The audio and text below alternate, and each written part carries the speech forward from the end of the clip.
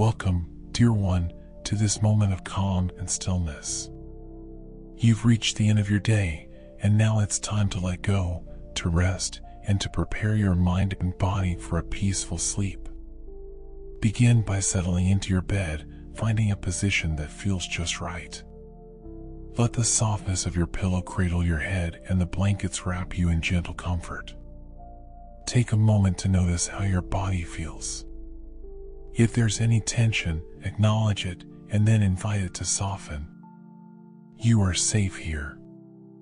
You are exactly where you need to be. Take a deep breath in through your nose, filling your lungs fully, and hold it for a moment. Now, exhale slowly and completely, feeling the day begin to fade away. Let's do that again. Breathe in deeply, hold for a beat, and exhale even slower this time. With each breath, feel yourself sinking deeper into your bed, as if the mattress is lovingly supporting you, holding you steady. Close your eyes now, if you haven't already, and allow your thoughts to grow quiet. Imagine that your mind is like a still lake at twilight, the surface smooth and calm.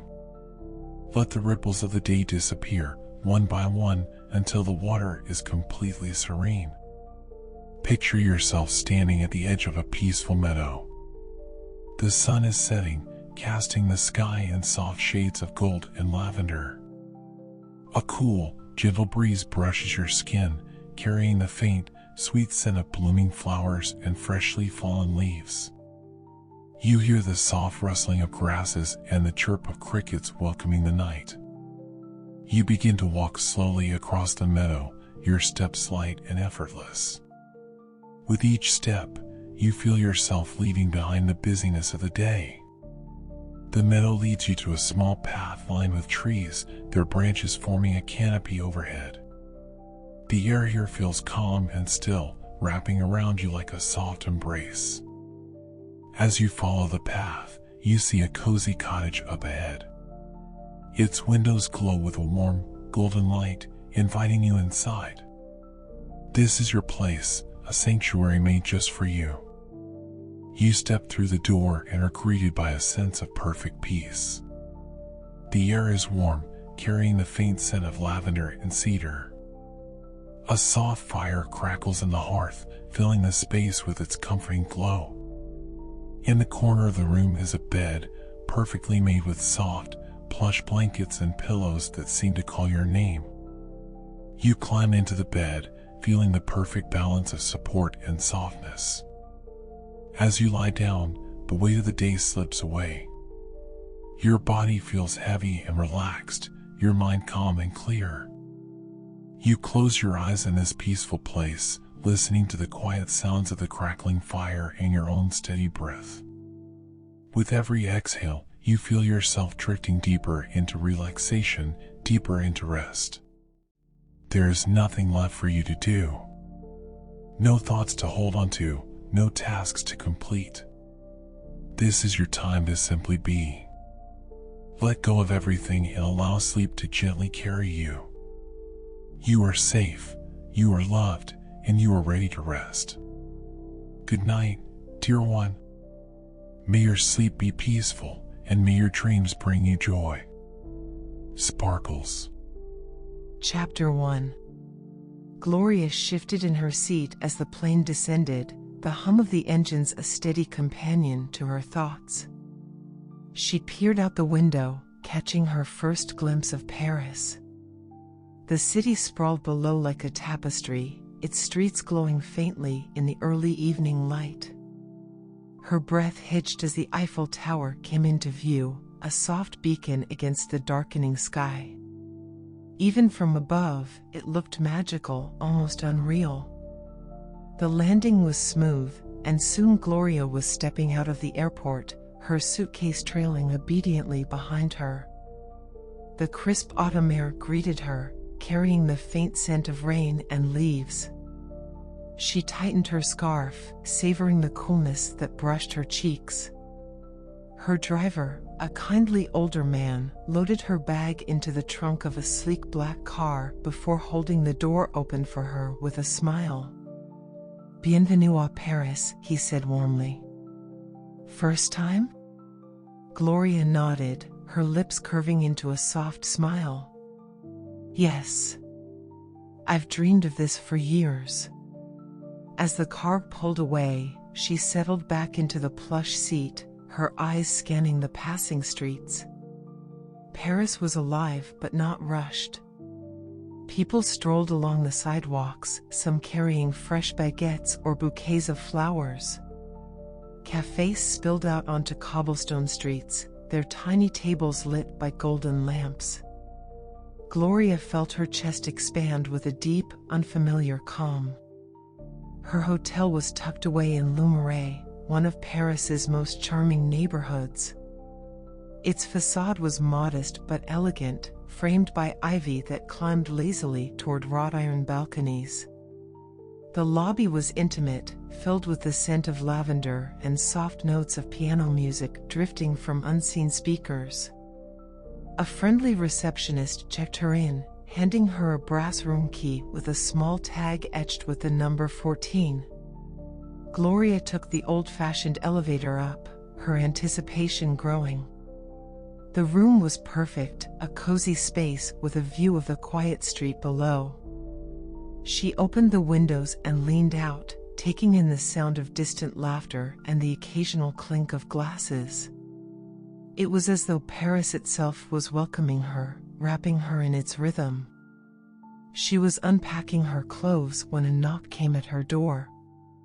Frowning slightly, she crossed the room and opened it to find a young woman standing there, her auburn hair pulled into a neat ponytail. The stranger wore a wide smile and held a small guidebook in her hands. "Hi," the woman said, her English tinged with a faint accent. "Sorry to bother you, but I think I might have dropped this in the lobby. I saw you come up just after me. Any chance you picked it up?" Gloria blinked before shaking her head. "No, I don't think so, but come in. Maybe we can figure out where it went." The woman hesitated before stepping inside, her curiosity clear. "Thanks. I'm Anna, by the way." "Gloria," she replied, motioning to the small table by the window. "You're here on vacation?" Anna nodded, setting her guidebook down and smoothing the pages. "Sort of. I'm here for the food. Parisian pastries, to be exact. I signed up for a baking class, croissants, eclairs, the works. What about you?" Gloria's smile widened. "A fellow foodie? I'm a chef back in New York. This trip is part vacation, part inspiration-seeking. Paris seemed like the perfect place to unwind and rediscover my love for the kitchen." The conversation flowed naturally, like a quiet stream. They talked about their favorite dishes, their culinary dreams, and the Parisian sights they were most excited to see. Gloria mentioned Notre Dame Cathedral, newly reopened, and Anna's face lit up. "I've been dying to see it," she exclaimed. "What do you say? Tomorrow morning, we go together?" Gloria hesitated for only a moment before nodding. "I'd love that." After Anna left, Gloria stood by the window, her hands wrapped around a warm cup of tea she'd made in the room's tiny kitchenette. Outside, the street was alive with soft sounds, the rustle of leaves, the murmur of voices, and the distant hum of a violinist playing in the square. She felt a sense of calm wash over her, settling into her bones. Tomorrow, she thought, her heart light and open. Tomorrow begins the adventure. As she slipped into bed, the weight of the day gently dissolved, replaced by the soft promise of dreams and the city waiting beyond her window. Paris cradled her in its embrace, and Gloria let herself drift into the kind of sleep that feels as vast and timeless as the stars. Chapter 2. The morning dawned softly, the pale light of the Parisian sun stretching over the rooftops and filtering into Gloria's room. She woke to the faint sounds of the city below, the rumble of delivery trucks, the chatter of neighbors greeting each other, and the occasional bark of an excitable dog. After a quick shower, she dressed warmly, pulling on a chic coat she'd chosen specifically for this trip. The air outside promised to be cool but refreshing. Anna was already waiting in the lobby, her guidebook tucked under one arm and a cheerful smile on her face. She held out a warm croissant wrapped in paper. "Breakfast," she said, grinning. "You can't explore Paris on an empty stomach." Gloria laughed, taking the pastry. It was still warm, and the buttery, flaky layers melted on her tongue as they stepped out into the crisp air. The streets of Le Marais were quiet at this hour, save for the occasional jogger or cafe owner arranging tables for the day ahead. Gloria and Anna walked side by side, their conversation flowing easily. Notre Dame Cathedral wasn't far, and as they crossed the bridge to Al de la Site, Gloria's breath caught. The towering spires of the cathedral rose before them, the intricately carved stonework bathed in the soft morning light. Anna stopped beside her, her own awe evident. "It's incredible," she said softly, her voice barely above a whisper. "It's like stepping into a story." They approached the square in front of the cathedral, where a small group of tourists had already gathered. Gloria's eyes were drawn to the enormous rose window, its colorful glass glinting like a jewel. The recent restoration had brought the structure back to life, and every detail seemed sharper, more vivid, as though the cathedral were breathing anew. Inside, the air was cool and still, carrying a faint scent of incense. Shafts of light filtered through the stained glass windows, painting the stone walls with hues of blue, red, and gold. The vaulted ceiling soared above them, its Gothic arches intricate and imposing.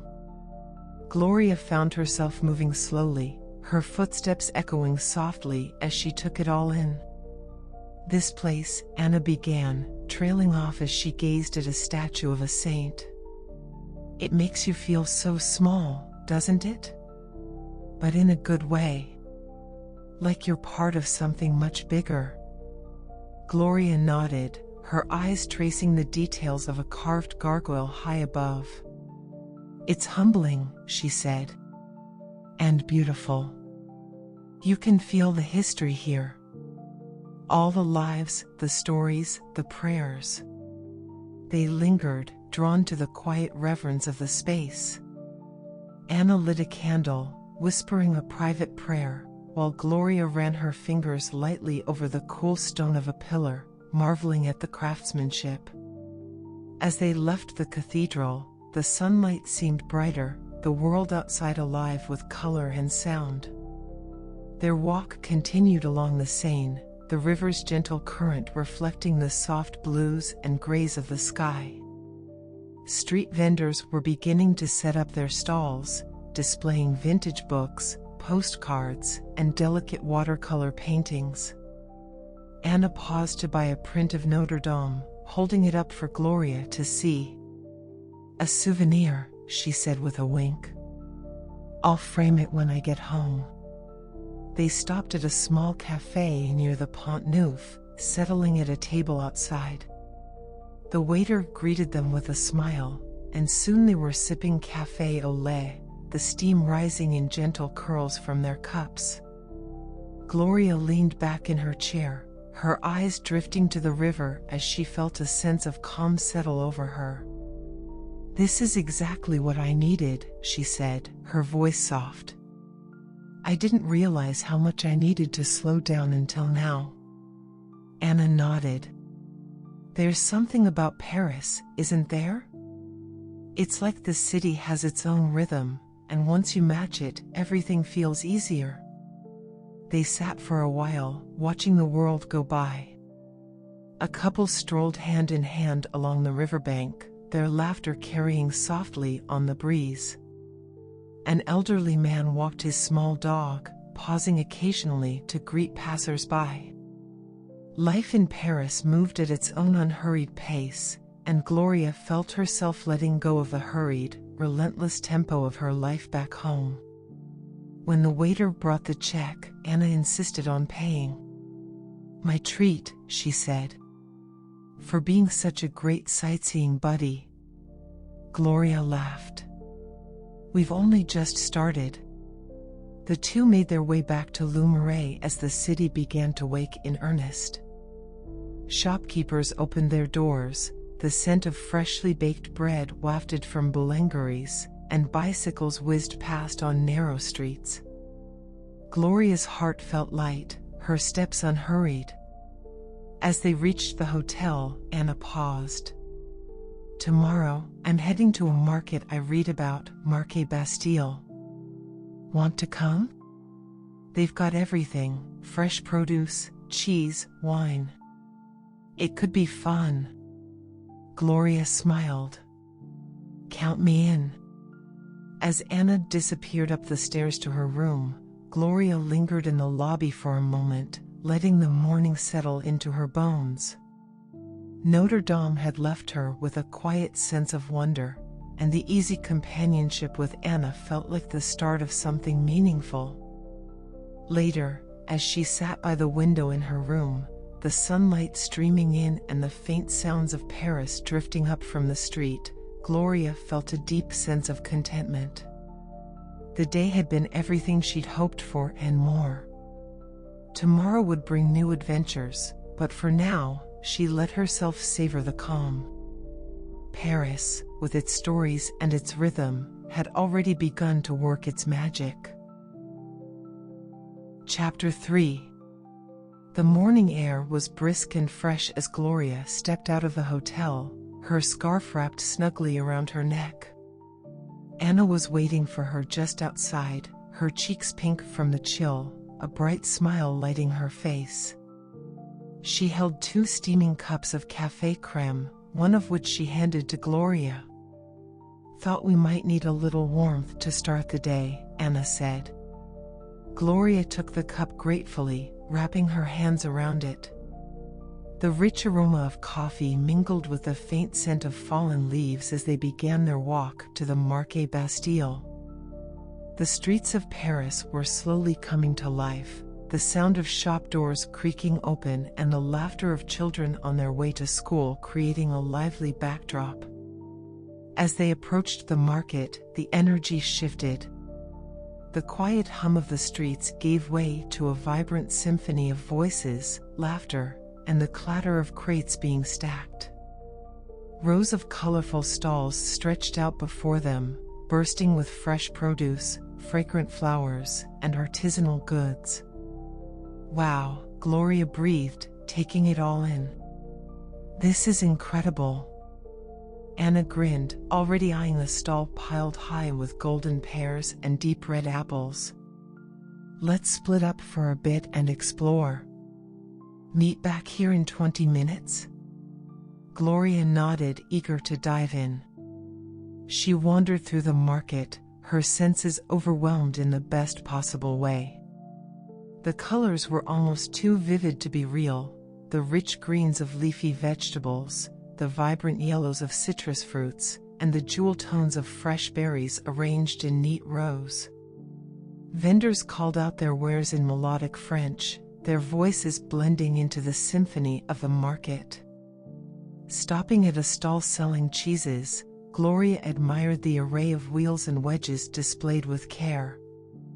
She pointed to a small wedge of brie, smiling at the vendor as she tried out her French. "Un morceau de brie, s'il plate," she said, her accent hesitant but heartfelt. The vendor's face lit up, and he handed her the cheese with a cheerful merci. Gloria couldn't help but smile back, tucking the cheese into her bag. She moved on to a bread stall, where the scent of freshly baked baguettes and buttery croissants was nearly impossible to resist. She chose a perfectly crisp baguette, breaking off a piece to taste as she walked. The bread was warm and airy, with a crust that crackled just right beneath her teeth. When she returned to their meeting spot, Anna was already waiting, her arms laden with a small basket filled with treasures. She picked up a bottle of Burgundy wine, a small jar of honey, and a bundle of lavender. "Successful haul?" Anna asked, nodding at Gloria's bag. "Absolutely," Gloria said, pulling out the brie and baguette. "We could put together a picnic with this." Anna's eyes lit up. "That's a brilliant idea." They found a nearby bench under a canopy of trees, setting out their makeshift feast. The bread and cheese were perfect together, and the wine, poured into small glasses Anna had tucked into her bag, added a touch of indulgence to the moment. They ate slowly, savoring the simple but exquisite flavors. "This is why I love Paris," Gloria said, her voice thoughtful. "Everything feels intentional. Even something as simple as bread and cheese, it's treated like art." Anna nodded. "It's all about finding joy in the little things, isn't it? Back home, I'm always rushing, always thinking about the next thing.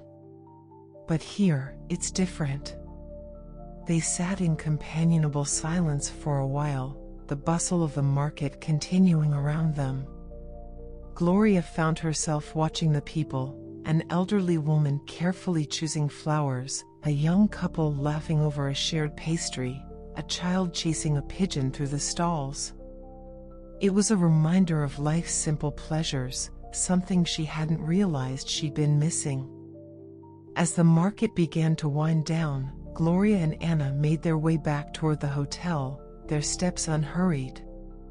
They stopped occasionally to admire window displays or linger over a particularly charming street corner. Gloria felt lighter than she had in months, the stress of her restaurant back in New York fading into the background. When they reached the hotel, Anna turned to her with a bright smile. "So, what's next? Cooking class tomorrow?" Gloria laughed, nodding. "Absolutely. After this morning, I can't wait to see what we create." Anna's enthusiasm was infectious, and Gloria found herself looking forward to the class with a childlike excitement. The market had reminded her of why she fell in love with food in the first place, not just as a chef, but as someone who took joy in the act of creating something delicious. That evening, as Gloria sat by the window in her room, the glow of the city casting soft shadows on the walls, she felt a sense of quiet fulfillment. The day had been perfect in its simplicity, a reminder that the best moments often came when least expected. She looked forward to the culinary adventure awaiting her the next day, feeling more connected to herself and her passion than she had in years. Chapter 4. The morning air was crisp and invigorating as Gloria and Anna stepped out of the hotel, their spirits high. Today, they were heading to Le Cordon Bleu, the renowned culinary school nestled near the Seine. The thought of learning from master chefs in such an iconic setting sent a thrill of anticipation through Gloria. "This feels like a dream," Anna said as they boarded the metro, the soft rumble of the train beneath their feet. "I mean, cooking at Le Cordon Bleu? What could be better?" Gloria smiled, her fingers curling around the strap of her bag. "It's like going back to the roots of why we love food, isn't it? Pure inspiration." The school's sleek, modern exterior gleamed in the late morning sunlight. Inside, the building was a blend of tradition and innovation, with state-of-the-art kitchens complemented by historic photographs and culinary artifacts lining the walls. The scent of freshly baked bread filled the air, making Gloria's stomach rumble. Their group was small, just 6 students, including Gloria and Anna, gathered in a gleaming demonstration kitchen. The instructor, Chef Laurent, introduced himself with a warm smile and a deep, resonant voice that immediately put everyone at ease. Today, he began, his French accent wrapping around each word, we will be creating two classics, coq au vin and tarte tatin. Simple in their essence but exquisite when done with care. Gloria felt a shiver of excitement. These were dishes she knew well, but learning to make them under the guidance of a master chef in Paris gave the experience an entirely new dimension. The group gathered around as Chef Laurent demonstrated the first steps, his movements precise and fluid. He spoke of the importance of quality ingredients, showing them the rich Burgundy wine that would form the base of the coq au vin and the deep golden apples destined for the tarte tatin. Cooking is not just about technique, he said, holding up a perfectly browned piece of chicken. It is about intuition. Listening to the food, understanding it. Gloria nodded, already feeling more connected to the process. When it was her turn to replicate the steps, she found herself moving with more mindfulness than she had in months. The smell of caramelizing onions and simmering wine filled the kitchen, a comforting symphony of aromas. Nearby, Anna was concentrating fiercely on peeling apples for the tarte tatin. Her tongue poked out slightly as she worked, making Gloria suppress a laugh. You're taking this very seriously, Gloria teased, nudging Anna's elbow gently. Anna grinned, rolling her eyes. If I mess this up, I'll never forgive myself. It's dessert, after all. Their banter eased the atmosphere in the kitchen, and soon the group was exchanging tips and laughter.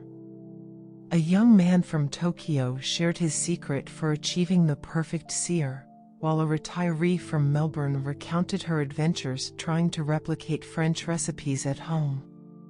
By the time the dishes were ready, the room was filled with the heady aroma of comfort and indulgence. Gloria plated her coq au vin carefully, garnishing it with a sprig of fresh thyme. She and Anna carried their creations to the dining area, where a long table was set with elegant simplicity. The first bite was heaven. The chicken was tender, the sauce rich and velvety, with just the right balance of acidity from the wine and sweetness from the caramelized onions. Anna let out a little groan of delight, making the group laugh. I think I've peaked, she declared, holding up her fork dramatically. It doesn't get better than this. The tarte tatin was equally sublime, the apples soft and caramelized to perfection, the crust buttery and flaky. Gloria savored each bite, letting the flavors transport her to a place of pure contentment. As they ate, Chef Laurent joined them, sharing stories of his culinary journey. Gloria found herself inspired not just by his skill, but by his passion for food and teaching. When the meal was finished, each participant received a small booklet with the recipes they had prepared, along with notes from Chef Laurent. Gloria tucked hers carefully into her bag, already imagining how she would recreate the dishes back home. On the way back to the hotel, Anna and Gloria couldn't stop talking about the experience, their excitement spilling over. Can you believe how good everything was? Anna said, practically skipping beside Gloria. I think that tarte tatin has ruined all other desserts for me. Gloria laughed, her own heart light. It's not just about the food, though, she said thoughtfully. It's about what it means. Coming together, creating something with care, it reminds me why I became a chef in the first place. As they approached their hotel, the late afternoon light painted the city in warm hues, and Gloria felt a deep sense of gratitude. The class had been more than just a culinary lesson, it had been a reminder of the joy and connection that food could bring. That evening, Gloria sat by her window, the recipe booklet open on her lap.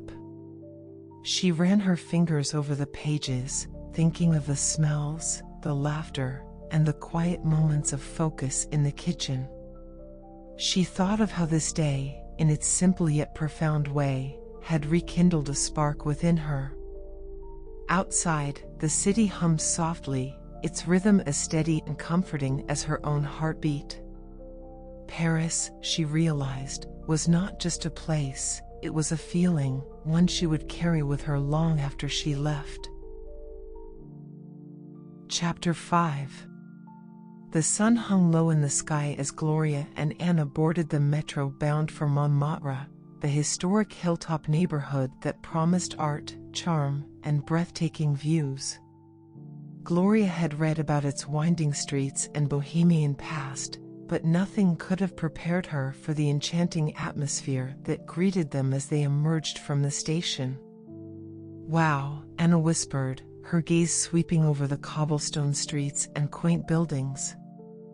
"It's like stepping back in time." They began their ascent, their pace unhurried as they passed boutique shops, street artists setting up easels, and cafes with tiny tables spilling onto the sidewalks.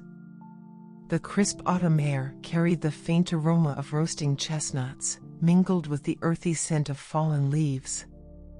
Gloria took a deep breath, letting the peaceful energy of the place settle over her. "Did you know Picasso lived here?" Gloria asked as they paused at a small plaza filled with artists sketching portraits. "He wasn't famous yet, just a young artist trying to make a name for himself." Anna glanced around, her eyes sparkling with curiosity. "It's amazing to think about all the history here. It feels like the walls are holding secrets." As they wandered deeper into the neighborhood, they came across a charming patisserie. Unable to resist, they stepped inside, the warmth of the shop enveloping them. The display case was filled with golden pastries and delicate tarts, each one a miniature work of art. "One almond croissant, please," Gloria said in her carefully practiced French, earning a warm smile from the shopkeeper. Anna chose a pain au chocolate, and they stepped outside to enjoy their treats. Sitting on a bench beneath a canopy of trees, they ate in companionable silence, the crunch of the pastry and the rich, buttery flavor bringing smiles to their faces.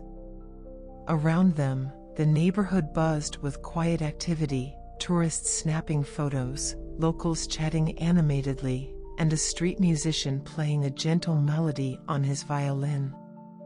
Their climb continued, the steep streets leading them ever closer to Sacré-Cœur Basilica.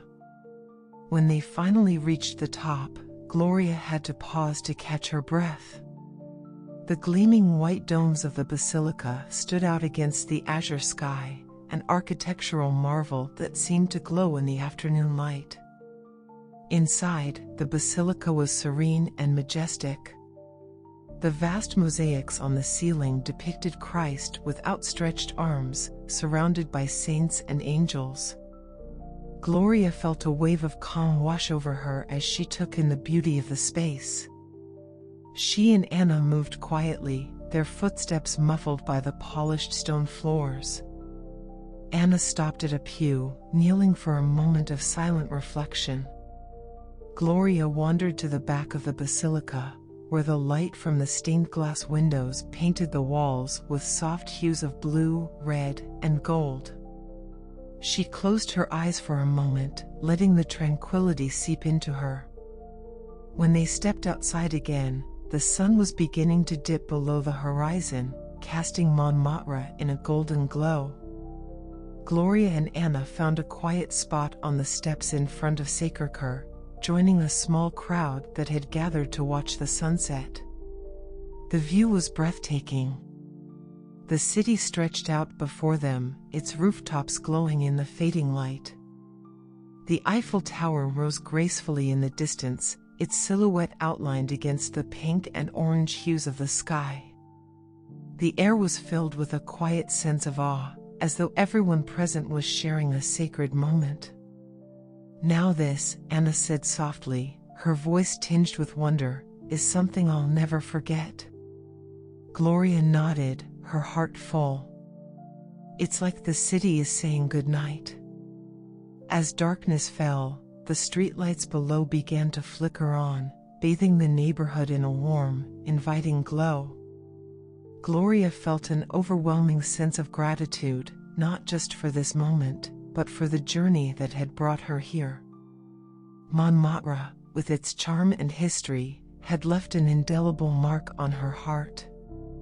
Before leaving, they stopped at a small cafe near the base of the hill. The interior was cozy, with red-checked tablecloths and the soft hum of conversation. Gloria ordered a cup of chocolate chaude, while Anna opted for a glass of vin chaude spiced with cinnamon and orange. This is the perfect end to the day, Anna said, her hands wrapped around her mug. Don't you think? Gloria took a sip of her hot chocolate, the rich, velvety sweetness spreading warmth through her. She smiled. Absolutely. As they made their way back to the hotel, the streets of Paris were alive with evening energy. Gloria felt a quiet contentment settle over her, the kind that came from experiencing something truly special.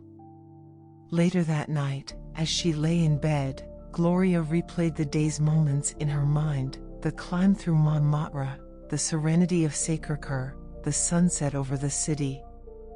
Each memory was a treasure, and as sleep gently claimed her, she felt the peace of Paris carrying her into dreams. Chapter 6. The Seine shimmered in the twilight, its calm surface reflecting the soft hues of the fading sun and the twinkle of the city's lights. Gloria and Anna arrived at the riverbank, their excitement tempered by the peaceful beauty of the evening. Boats lined the quay, their lights glowing invitingly, and the gentle hum of conversation filled the air as passengers boarded.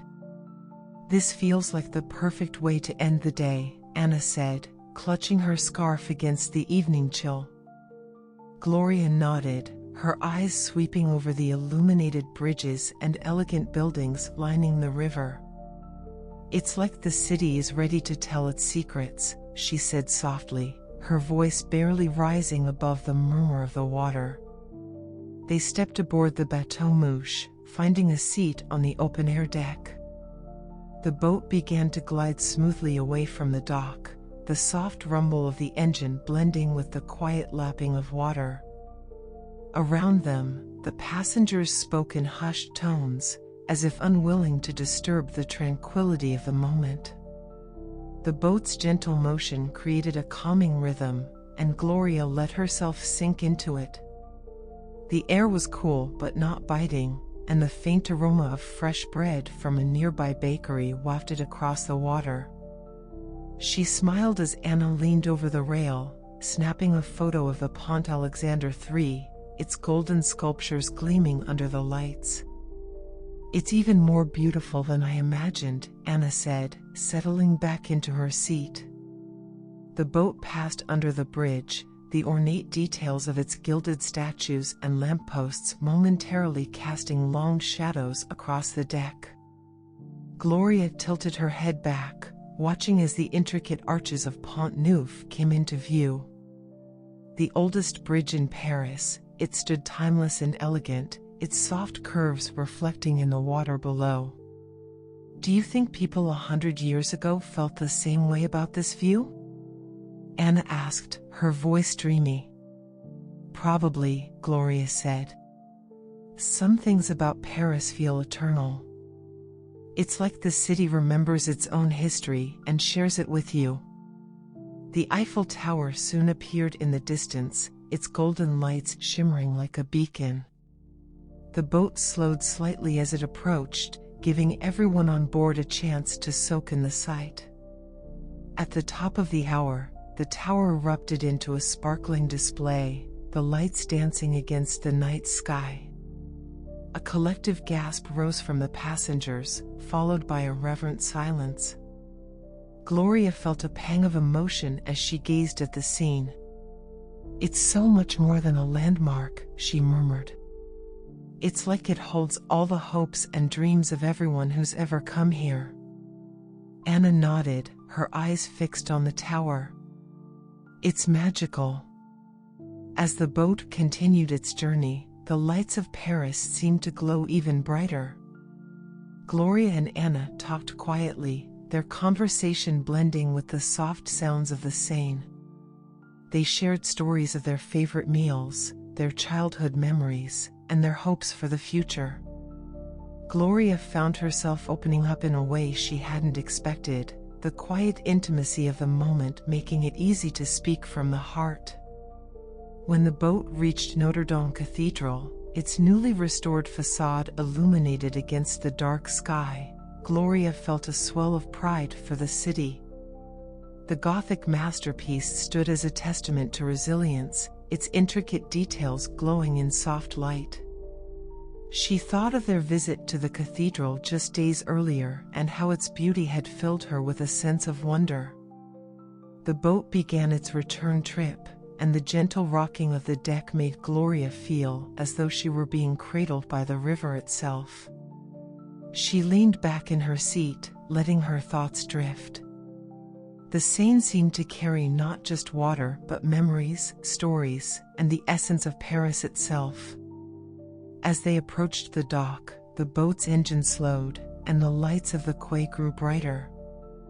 Passengers gathered their things, the spell of the evening slowly breaking. Gloria and Anna stepped off the boat, the sound of their footsteps soft against the wooden dock. "That was perfect," Anna said, her voice hushed as they walked along the riverbank. Gloria smiled. "It really was. I feel like I've seen a different side of Paris tonight, something quieter, more personal." They lingered by the water for a while, watching the boats glide by and the lights of the city flicker in the distance. Gloria felt a deep sense of calm, as though the Seine itself had gifted her a piece of its serenity.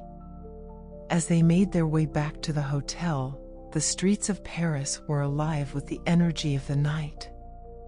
Musicians played softly on street corners, and the warm glow of cafes beckoned passers-by inside.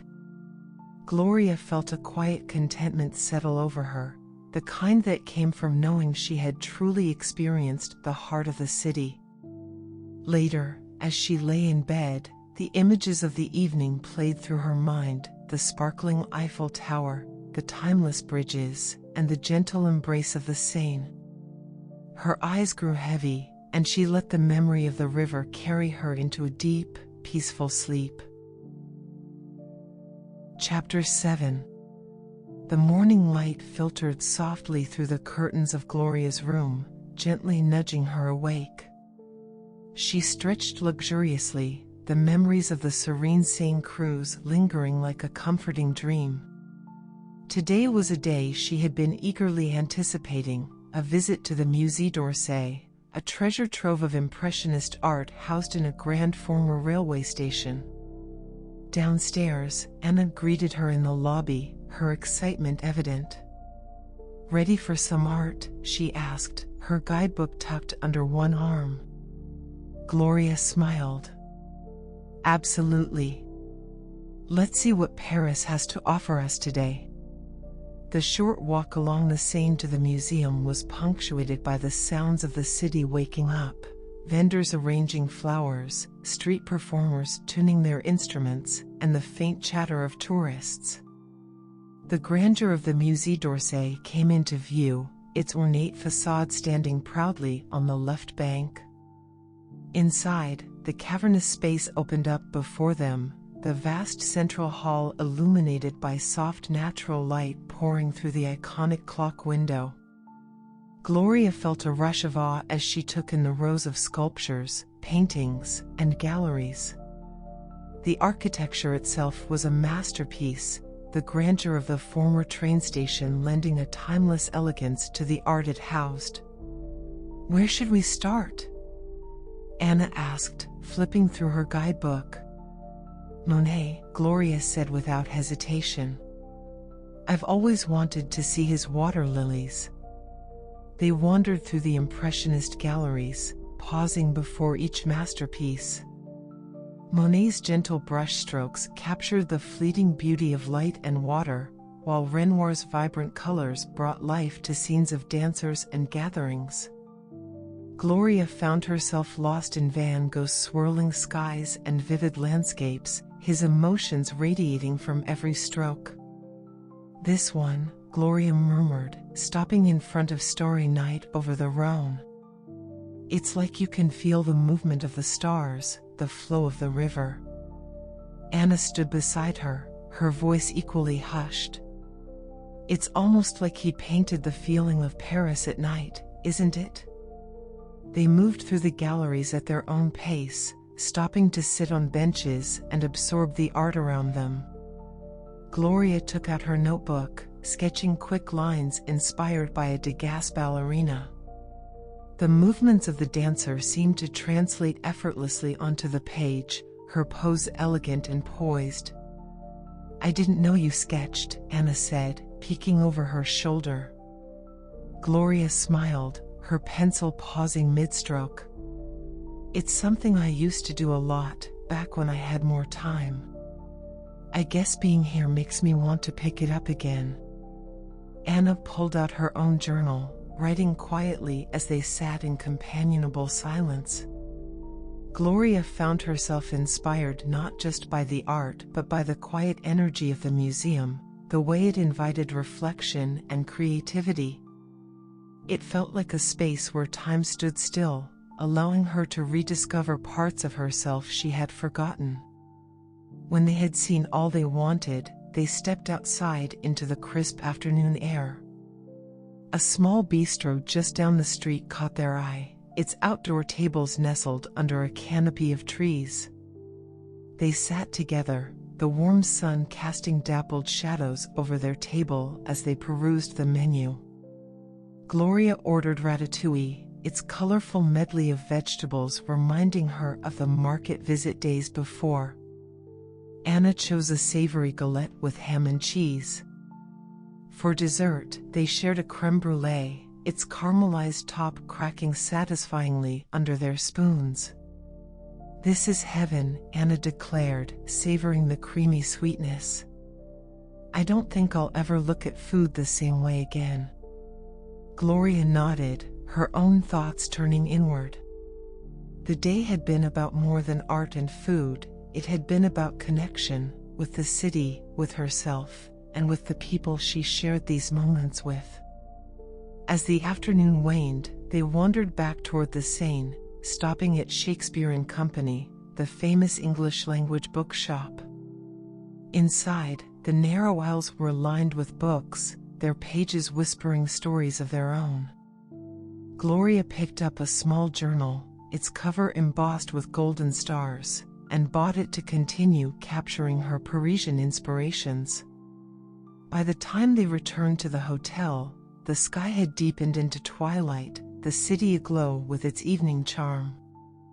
Gloria sat by her window, the newly purchased journal open in her lap.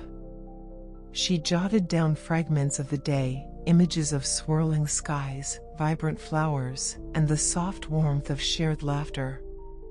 Paris had given her more than she had imagined. It had reminded her of the importance of slowing down, of finding beauty in the small moments, and of letting herself be inspired by the world around her. As the city's hum softened into night, Gloria placed her pen down and closed her eyes. The art, the food, the quiet moments, they filled her mind like a gentle melody, lulling her into a deep, peaceful sleep. Chapter 8. The morning carried a bittersweet stillness as Gloria stirred from sleep, the soft light of dawn creeping through the curtains. She sat up slowly, savoring the quiet moment, knowing it would be her last morning in Paris. A sense of gratitude filled her chest. This trip had been everything she needed and more. But now, it was time to say goodbye. Downstairs, Anna was waiting in the lobby, her bright smile tinged with the same bittersweetness Gloria felt. They had agreed on one last adventure before parting ways, a visit to the Eiffel Tower. It felt fitting to end their journey at the heart of the city, where the iconic structure stood as a timeless symbol of Paris's magic. The streets were quieter than usual as they made their way to the Champ de Mars. The crisp morning air carried the scent of damp earth and fresh bread from nearby boulangeries. Gloria stopped briefly to buy 2 croissants, their buttery aroma filling the space between them as they walked. "Breakfast," she said, handing one to Anna. "Our final Parisian treat." Anna took the croissant with a smile, breaking off a flaky piece.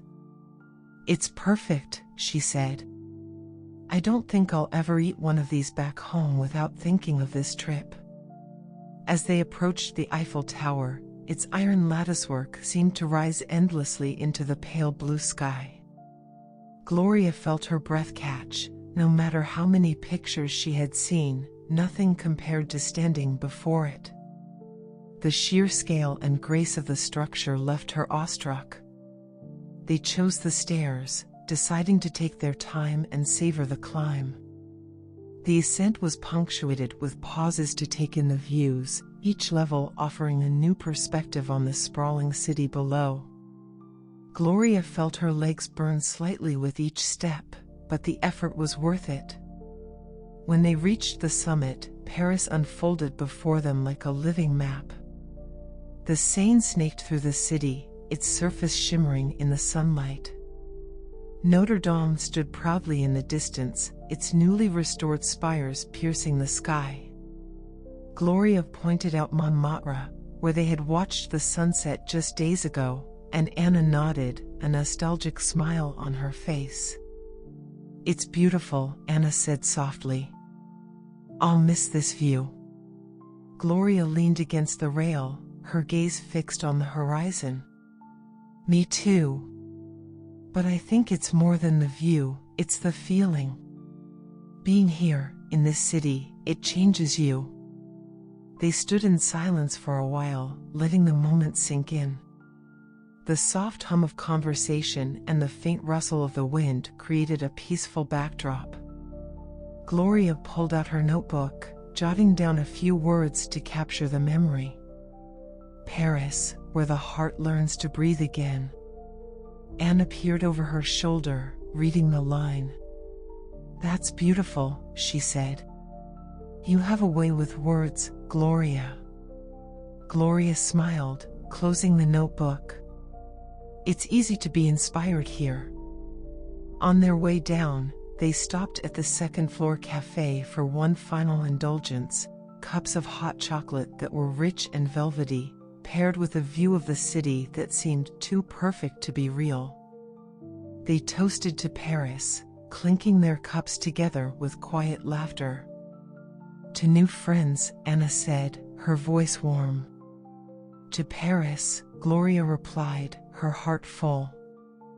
As they walked back toward the metro, the reality of their parting began to settle in. At the station entrance, they hugged tightly, their connection forged over days that now felt like a lifetime. "Promise you'll keep in touch," Anna said, her voice tinged with emotion. "And send me that recipe for tart tatin." Gloria laughed, blinking back tears. "Only if you send me your croissant-making tips." With one last wave, Anna disappeared into the crowd, leaving Gloria standing alone on the platform. She lingered for a moment, letting the emotions wash over her.